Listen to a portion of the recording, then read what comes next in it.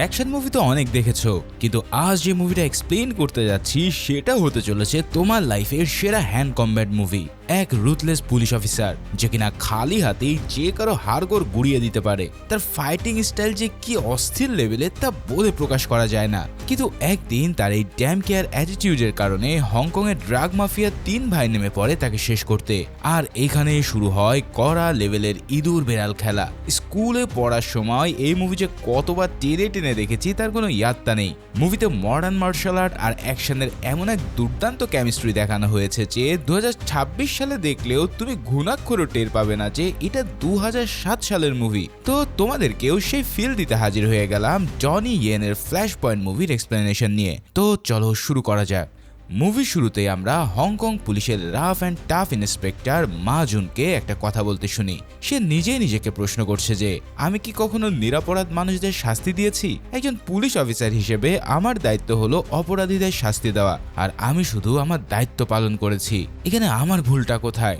আর হ্যাঁ, ইন্সপেক্টর মা জুনের এই কথাটা তোমরা মনে রাখবে, কেননা আমরা মুভির শেষে তার এই প্রশ্নের উত্তরটা জানতে পারবো। যাই হোক, এরপর আমরা আন্ডারওয়ার্ল্ডের একটা জমকালো পার্টি দেখতে পাই। তোমরা যারা হংকং এর আন্ডারওয়ার্ল্ড গ্যাং সম্পর্কে জানো না তাদের ছোট্ট করে বলে রাখি, এরা হলো এমন এক মাফিয়া গ্রুপ যারা ড্রাগস, স্মাগলিং আর কন্ট্রাক্ট কিলিং সহ সব ধরনের হাই প্রোফাইল ক্রাইম নিয়ন্ত্রণ করে। এদের জগতে একবার ঢুকলে আর বের হওয়ার কোনো উপায় নেই। আর এই জগতের মোস্ট ডেঞ্জারাস প্লেয়ার হলো 3 ভিয়েতনামিজ ভাই, যাদের নাম আর্চার, টনি আর টাইগার। এরা এতটাই হিংস্র যে সাধারণ গ্যাংস্টাররা এদের ঘাটতে সাহস পায় না। এদের সাথে পাঙ্গা নেওয়া মানে নিজের মৃত্যুকে আমন্ত্রণ জানানো। তো সেই মিটিং এ দেখা যায় তারা ড্রাগ ডিলার স্যামের সাথে একটা বড় মিটিং করছে।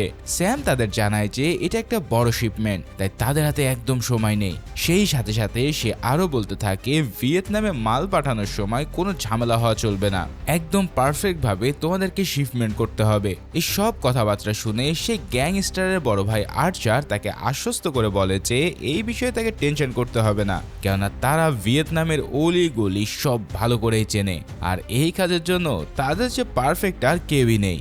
এরপর তারা নতুন পার্টনারশিপ সেলিব্রেশন করে। কিন্তু এখানেই সবচেয়ে মজার ব্যাপার হলো তারা এত দুর্ধর্ষ গ্যাংস্টার হওয়া সত্ত্বেও ঘুণাক্ষরেও জানতে পারে না যে তাদের ওই গ্যাংয়ের ভেতরে পুলিশের একজন আন্ডার কভার এজেন্ট কাজ করছে, যার নাম উইলসন। এভাবে নাইট ক্লাবে সবাই যখন এনজয় করছিল, ঠিক সেই সময় হঠাৎ সেখানে মা জুন তার ফোর্স নিয়ে রেড দেয়। এরপর সে চিৎকার করে নিজেকে পুলিশের পরিচয় দিয়ে সবাইকে একদম চুপচাপ দাঁড়িয়ে থাকতে বলে। মা জুন তখন সোজা চলে যায় উইলসনের কাছে। উইলসনের পরিচয় যেন গ্যাংয়ের সামনে কোনোভাবে ফাঁস না হয়, তাই মা জুন ইচ্ছে করে তাকে এমন ভাবে পেটাতে থাকে যেন দেখে মনে হয় সে সত্যি সত্যি একজন ভয়ানক ক্রিমিনাল। আর এটাকে পুলিশের ভাষায় বলা হয় maintaining the cover. Under cover এজেন্টদের পরিচয় গোপন রাখতে পুলিশ অনেক সময় নিজেদের লোকদের সাথে ক্রিমিনালের মতন আচরণ করে, যাতে গ্যাংয়ের আসল অপরাধীরা কোনো সন্দেহ না করে। এরপর মুভির সিন শিফট হয়ে চলে আসে পুলিশ হেডকোয়ার্টারে। মা জুনকে তার ভায়োলেন্সের জন্য ইন্টারন্যাশনাল অ্যাফেয়ার্স ট্রাইব্যুনালে জবাবদিহি করতে হয়। এক সিনিয়র অফিসার তাকে গত কয়েক বছরের রিপোর্ট পড়ে শোনাচ্ছে। 1996 সালের 2 জানুয়ারি মা জুন এক সাসপেক্টের হিপ বোন এবং পাঁজরে 3টা হাড় ভেঙে দিয়েছিল। ওই বছরে এক অ্যান্টি ট্রায়াড অপারেশনে সে আরেকজনকে এতই মেরেছিল যে তার স্মৃতিশক্তি আজীবনের জন্য হাওয়া হয়ে গেছে, যার কারণে ওই ইনফরমেন্ট কোর্টে কোনো সাক্ষী দিতে পারেনি। আর শুধু এই মাসে নাকি সে 14টা আলাদা অ্যারেস্ট করেছে, যার ফলে 32 জন ভয়ানকভাবে আহত হয়েছে। তো বুঝতেই পারছো মা জুন কোন লেভেলের রুথলেস এক অফিসার। এদিকে অফিসার যখন তাকে এই কথাগুলো বলছিল, মা জুন একদম চুপচাপ নিজের কথাগুলো শোনে। এক সময় সে কথা বলতে শুরু করে।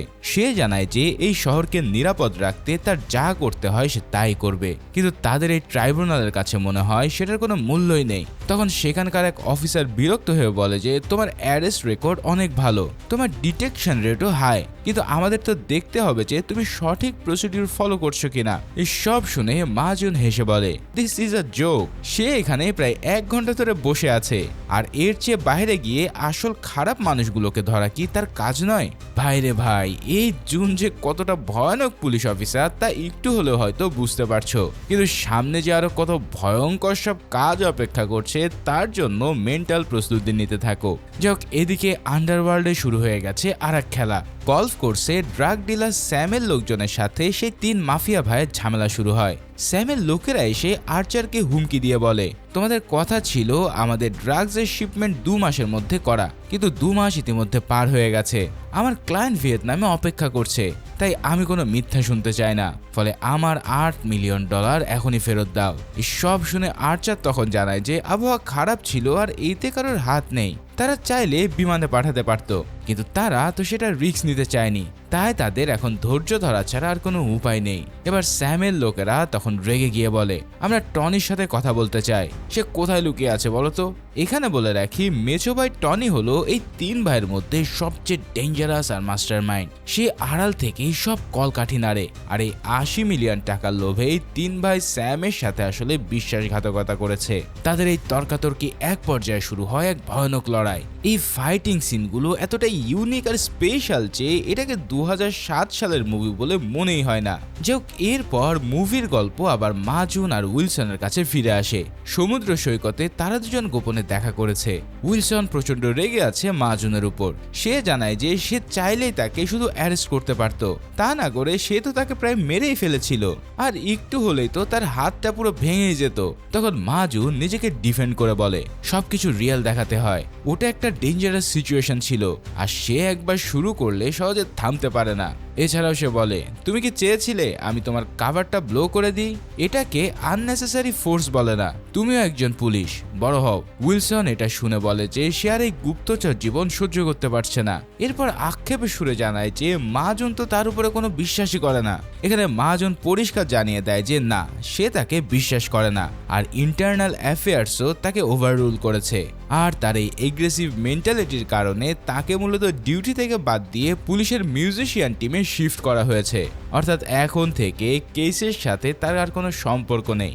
এটা শুনে উইলসনের মনে একটা ভয় কাজ করে, কারণ মাজুন ছাড়া এই ভয়ানক ভিয়েতনামিজ গ্যাংদের ভেতরে তাকে ব্যাকআপ দেওয়ার মতন আর কেউই নেই। উইলসন তখন নিজেকে একা ভাবতে শুরু করে। এদিকে ইন্টারনাল অ্যাফেয়ার্সের কাছ থেকে সাসপেন্ড হওয়ার পর মাজুনকে অ্যাক্টিভ ডিউটি থেকে সরিয়ে পুলিশের ব্যান্ডে পাঠিয়ে দেওয়া হয়। সেখানে সে যখন মিউজিক বাজাচ্ছিল তখন তার মা এসে তাকে বোঝানোর চেষ্টা করে তার বাবা মারা যাওয়ার পর এখানে তার আর আপন বলে কেউ নেই, তাই সে ভিয়েতনাম ফিরে যেতে চায়।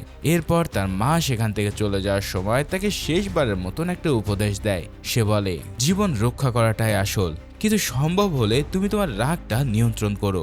অন্যদিকে ডার্কনেটের মিস্টার এক্স এর মতোই আন্ডারওয়ার্ল্ডেও চলে ক্ষমতার লড়াই। গ্যাংস্টার 3 ভাই এবার দেখা করে লোকাল ট্রায়াড বসদের সাথে। সে তাদের ড্রাগ ডিলার স্যামের বিষয় থেকে দূরে থাকতে বলে, কিন্তু টনি যে ওই গ্যাংয়ের আসল মাস্টার মাইন্ড, সে রেগে গিয়ে বলে, আমাদের অর্ডার দেওয়ার সাহস তুমি পাও কোথায়? যখন আমরা রিফিউজি ক্যাম্পে ছিলাম তখন আমরা ভালো জীবনের স্বপ্ন দেখতাম, আর সেখান থেকেই বেঁচে থাকার জন্য আমরা শিখেছি কিভাবে মানুষকে আমাদের কথা মান্য করতে হয়। এই কথাগুলো বলার সময় টনি তার ফোন স্পিকারে দেয়। এবার ফোনের ওপাশে টাইগার আর উইলসন তখন বসদের একজনের 7 বছরের বাচ্চার স্কুলের সামনে দাঁড়িয়ে থাকে। টনি হাসতে হাসতে চরম হুমকি দিয়ে বলে, বাচ্চারা তো রাস্তা পার হতে গিয়ে যে কোনো সময় অ্যাক্সিডেন্ট করতে পারে, তাই না? জাস্ট চিন্তা করো, একটা গ্যাং কতটা ডেঞ্জারাস হলে অন্য মাফিয়াদের বাচ্চাদেরকেও টার্গেট করতে ছাড়ে না। তখন নিজের পরিবারের এমন ভয়াবহ বিপদের কথা ভেবে সেই মাফিয়া বাধ্য হয় টনির সব দাবি মেনে নিতে। যাই হোক, মিশন সফল হওয়ার পর উইলসনের কাজের ডেডিকেশন আর লয়ালিটি দেখে আর্চার খুব খুশি হয়। তাই সে উইলসনের জন্মদিন উপলক্ষে একটা পার্টির আয়োজন করতে চাইলে সে খুব কৌশলে সেটা এড়িয়ে যায়, কারণ এই স্পেশাল দিনটা সে তার প্রিয় মানুষটার সাথে কাটাতে চায়। আর ওই রাতে সে তার গার্লফ্রেন্ড জুডির সাথে ডেট করে। তবে উইলসনের জীবনের এই সুন্দর আর শান্তির মুহূর্ত বেশিক্ষণ স্থায়ী হয় না, কারণ পরের দিন সকালে তাকে আবারও সেই অন্ধকার জগতে ফিরে যেতে হবে।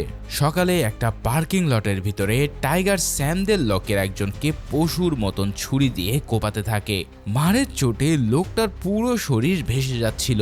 এখন উইলসন তো আসলে পুলিশ, তাই চোখের সামনে একজন মানুষকে এভাবে ব্রুটালি মরতে দেখে সে নিজেকে আর কন্ট্রোল করতে পারে না। কিন্তু সে তো সরাসরি টাইগারকে আটকাতেও পারবে না, কারণ তাহলে তার আসল পরিচয় ফাঁস হয়ে যাবে। তখন সে মাথা খাটিয়ে একটা দারুণ ট্রিক প্ল্যান করে। সে টাইগারকে ভয় দেখিয়ে বলে যে পুলিশ রেড দিতে আসছে, দ্রুত আমাদের পালাতে হবে। এই রেডের কথা শুনে টাইগার ভয় পেয়ে সেখান থেকে উইলসনকে নিয়ে পালিয়ে যায়। তবে স্টোরিতে এখন একটা বড় টুইস্ট আছে, পার্কিং লটে টাইগারের হাতে মার খাওয়া ওই লোকটা কিন্তু সাধারণ কোনো গ্যাং মেম্বার ছিল না, সে ছিল পুলিশ ইন্সপেক্টর ওয়াং এর একজন স্পেশাল ইনফর্মার। এখন নিজের ইনফর্মারের এমন ভয়ানক অবস্থা দেখে উইলসন আরো বেশি সতর্ক হয়ে যায়, কারণ এই দুর্ধর্ষ ভিয়েতনামিজ গ্যাংয়ের সাথে ডিল করাটা সাধারণ কোনো আন্ডার কভার অপারেশন নয়, বরং এটা রীতিমতো একটা সুইসাইড মিশনের মতোই মারাত্মক রিস্কি হয়ে দাঁড়িয়েছে।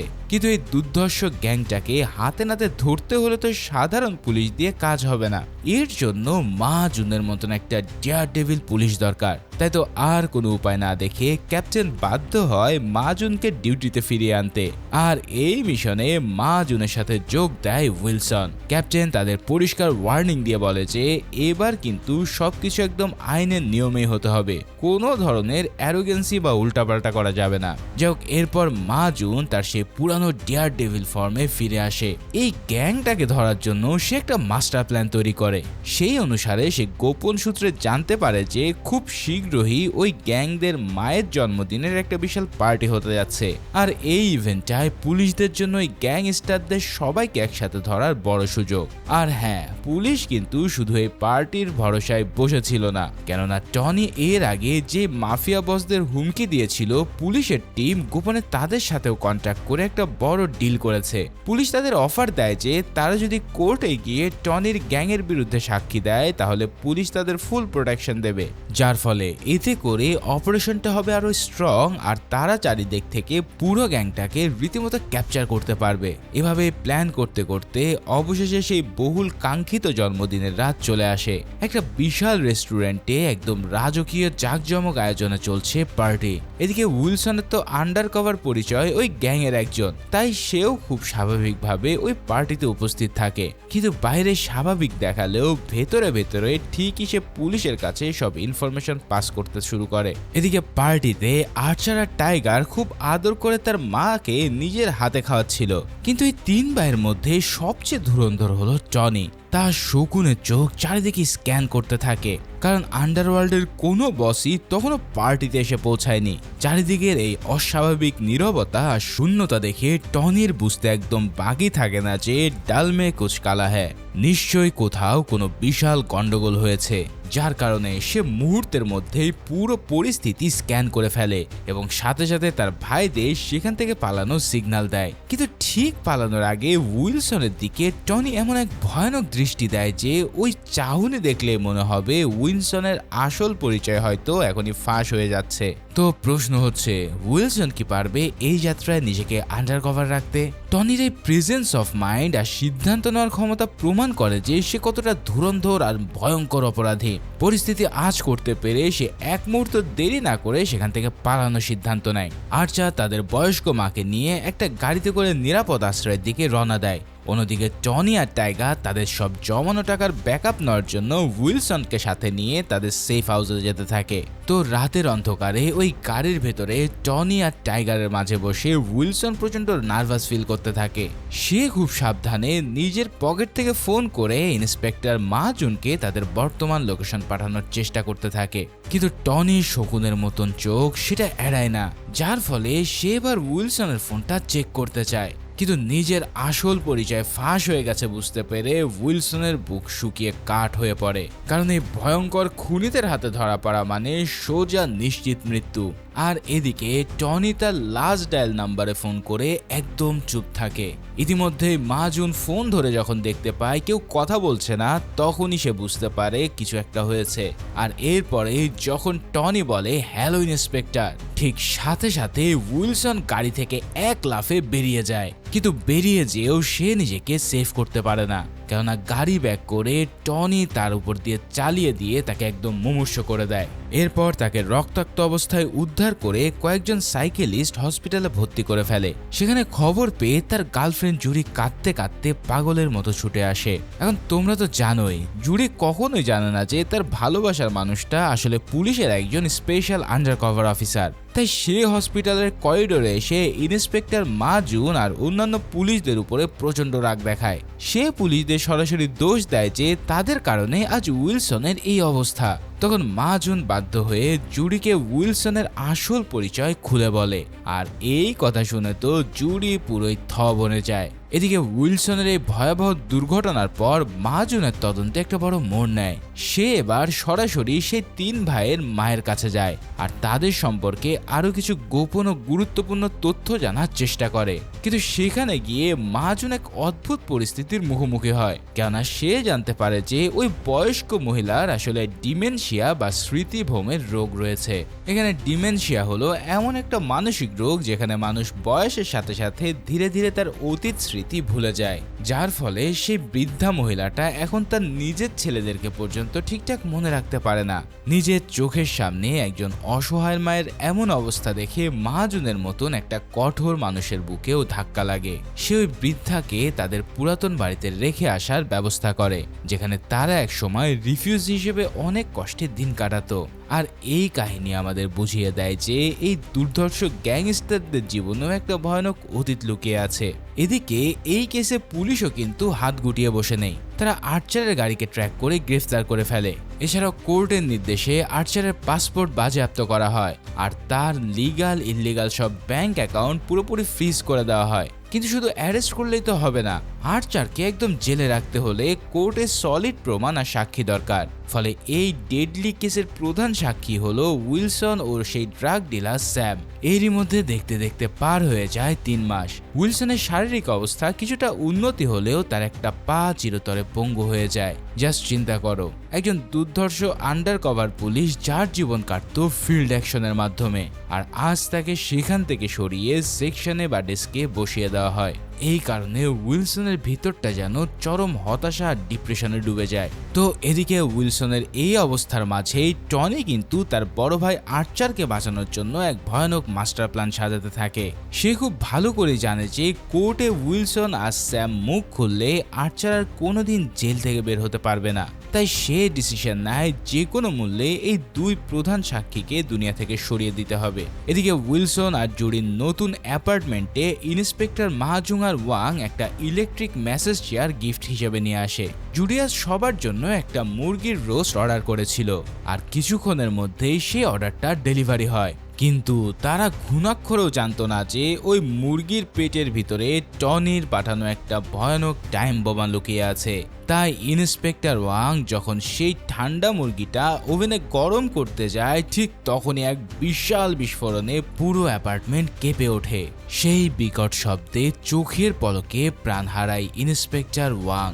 আর এরই সাথে সাথে জুডি সহ সকল অফিসাররা গুরুতর আহত হয়। নিজের চোখের সামনে ভালোবাসার মানুষের এই অবস্থা দেখে উইলসন পুরোপুরি ভেঙে পড়ে আর তার চারিপাশের দুনিয়াটা যেন একদম থমকে যায়। কিন্তু মাহাজুন কি এই ভয়ে লুকিয়ে থাকার পাত্র? সে তার বসকে সোজাসুজি ভাষায় বলে যে পুলিশের এই পবিত্র ইউনিফর্মটা শুধু সাধারণ মানুষের সামনে জাহির করার জন্য বানানো হয়নি। সে নিজেই অফিসিয়ালি ইন্সপেক্টর ওয়াং এর দায়িত্ব নিয়ে এই মামলার লিড নিজের কাঁধে তুলে নেয়, কারণ এই দুর্ধর্ষ গ্যাংস্টারদের একদম শেষ না দেখে সে কোনোভাবে পিছু হটবে না। তবে এরপরে শুরু হয় টনির আসল খেলা। সে আর্চারের বিরুদ্ধে যে যে সাক্ষী দিতে পারে তাদের সবাইকে একে একে সরিয়ে দিতে শুরু করে। স্যাম থেকে শুরু করে অন্যান্য সব মাফিয়ারা টনির শিকারে মারা যায়। মানে চিন্তা করো টনি কতটা ভয়ানক লেভেলের সাইকোপ্যাথ যে সে কোর্টের রায় নিজের পক্ষে আনতে পুরো শহরের রক্তের বন্যা বইয়ে দেয়। এভাবে একে একে শেষ হয় সব সাক্ষী। তবে এখন শুধু একজনই বেঁচে আছে, আর সে উইলসন। তাই টনির পরবর্তী টার্গেট হয় উইলসন। এর পরের সিনে হসপিটালে দেখা যায় যে জুডি তখনও বেডে শুয়ে আছে আর উইলসন তার পাশে বসা। পুলিশ পুরো হসপিটালের এন্ট্রি, এক্সিট আর সিঁড়িতে একদম হাই সিকিউরিটি দিয়ে রেখেছে। কিন্তু এত কড়া সিকিউরিটির মধ্যেও টাইগার চালাকির সাথে একজন সাধারণ ডক্টরের বেশে হসপিটালের ভিতরে ঢুকে পড়ে। এখানে তার একমাত্র মিশন উইলসনকে চিরতর খতম করা। কিন্তু ঠিক তখনই টাইগারের সামনে এক বিশাল পাথরের দেওয়াল হয়ে আসে মাহাজুন। মাহাজুন সরাসরি বুঝতে পারে যে এই লোক কোনো সাধারণ কেউ নয়। তাই সে যখনই চার্জ করতে শুরু করে তখনই লিফটের মধ্যে শুরু হয় এক ডেডলি ফাইটিং। মাহাজুন আর টাইগারের এই মারামারি কোনো সাধারণ অ্যাকশন ছিল না, এটা ছিল রীতিমতন একটা দম বন্ধ করা ফাইটিং। সেই লিফটের মধ্যে তারা যখন মারামারি করছিল তখন আরেক পুলিশ অফিসার আসে তাকে ব্যাকআপ দেওয়ার জন্য, কিন্তু ভাগ্যের নির্মম পরিহাসে সে টাইগারের গুলিতে নিহত হয়। আর এরপর কোন রকম লিফট থেকে বেরিয়ে পড়লে টাইগারের পিছনে ক্ষিপ্র গতিতে দৌড়াতে থাকে মাজুন। এভাবে দৌড়াতে দৌড়াতে তারা পৌঁছে যায় একটা পাবলিক বাজারের কাছে। আর এখানে এমন এক ফাইটিং সিন শুরু হয় যা হয়তো তুমি কল্পনাও করতে পারবে না। তবে এই ফাইটিং এর প্রথম শুরুটা হয়েছিল একটা বাচ্চাকে দিয়ে, কেননা এই বাচ্চাটাকে টাইগার জিম্মি করেছিল। সে বলেছিল যদি সে গান না ফেলে দেয় তাহলে এই বাচ্চাটাকে সে মেরে ফেলবে। তো বাচ্চাটাকে বাঁচানোর জন্য জুন মা তার গান ফেলে দেয়, কিন্তু দেখা যায় টাইগার তার কথা না রেখেই ওই বাচ্চাটাকে ছুঁড়ে ফেলে দিয়ে তাকে আহত করে ফেলে। আর এই দৃশ্য দেখে মা জুনের মাথা একদম ঠিক থাকে না। তারপরে যে তার সাথে যে লেভেলের ফাইটিং হয় জাস্ট দেখতে থাকো।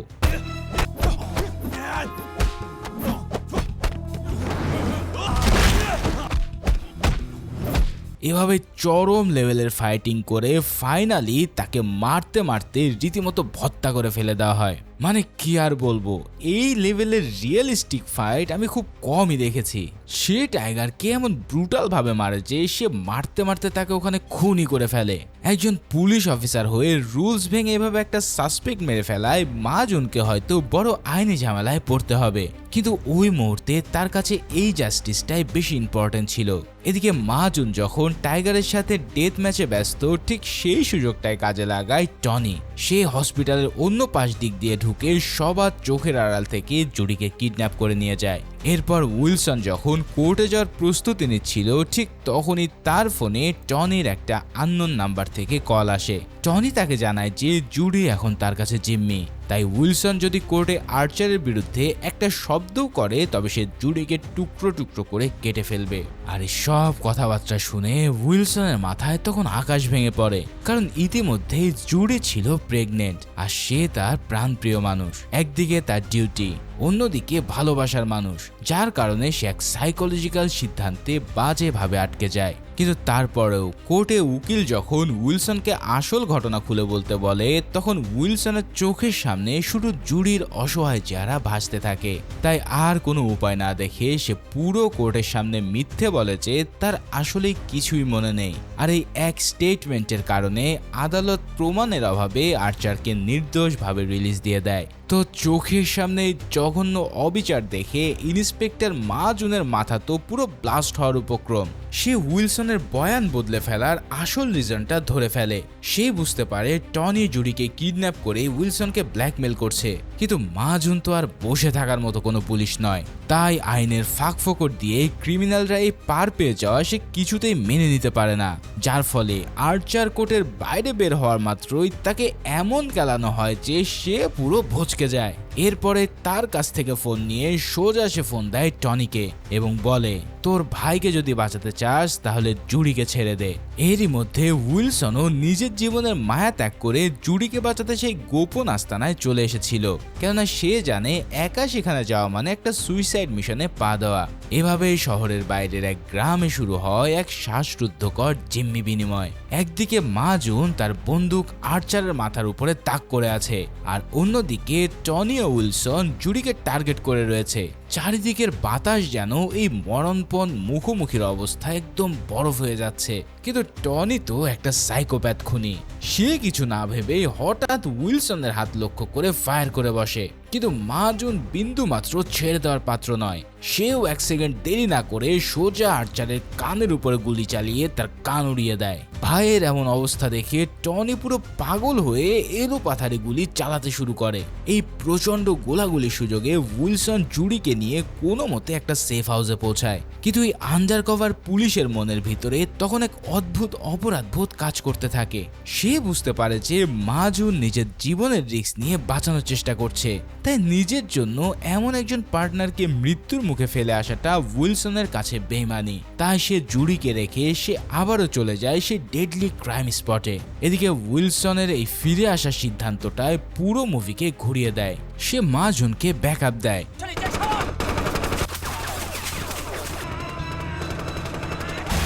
আর গোলাগুলির এক পর্যায়ে তার হাতে একটা গুলিও লাগে। আর উইলসনের এই অবস্থা দেখে ইন্সপেক্টর মহাজনের ভিতরে রাগটা যেন এক জ্বলন্ত আগ্নেয়গিরির মতন ফেটে পড়ে।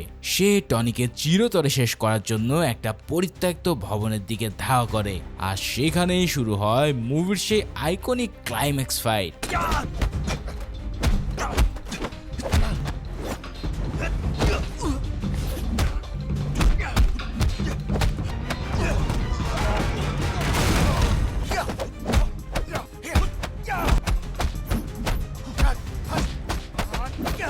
ভাইরে ভাই, এই দুর্দান্ত ফাইট সিনটা যে কোনো হলিউড মুভিকে এক নিমিষে হারিয়ে দেবে। তাদের এক একটা পাঞ্চ আর মিক্স মার্শাল আর্টের মুভির সিনগুলো একদম রিয়েলিস্টিক আর জীবন্ত। ওই ভাঙাচোরা বিল্ডিং এর ভিতরে এমন লেভেলের মারামারি শুরু হয় যা আমার দেখা one of the best fighting scene. ছোটবেলায় এই ফাইটিং সিনগুলো আমি যে কতবার টেনে টেনে দেখেছিলাম তার ইয়াত্তা নেই। তোমাদের জন্য স্পেশাল সব ক্লিপগুলো খুব তাড়াতাড়ি দেখিয়ে দিলাম, তো বুঝতেই পারছো কোন লেভেলের ফাইটিং ছিল এটা। আর এই শ্বাসরুদ্ধকার মারামারির এক পর্যায়ে টনি পুরো ভচকে যায়। ফাইনালি আমরা দেখতে পাই ক্রাইম জগতের এত বড় একটা ডন হয়েও সে মৃত্যুর সামনে কতটা অসহায়। তার চোখে মুখে ভয়ের ছাপ প্রমাণ করে দেয় যে ন্যায়ের কাছে অন্যায় শেষ পর্যন্ত হার মানতে বাধ্য। ঠিক এরপরে মুভির একদম শেষ সিনে দেখা যায় মহাজন একটা গাড়ি চালিয়ে নিজের মনের অজান্তে গন্তব্যের দিকে যাচ্ছে, আর সে নিজের মনে মনে বলতে থাকে, আমি কি কখনো নিরপরাধ মানুষকে শাস্তি দিয়েছি? আর এই আইকনিক সিনটার মধ্যে দিয়ে শেষ হয় এই দুর্ধর্ষ অ্যাকশন আর emotional roller coaster movie Flash point.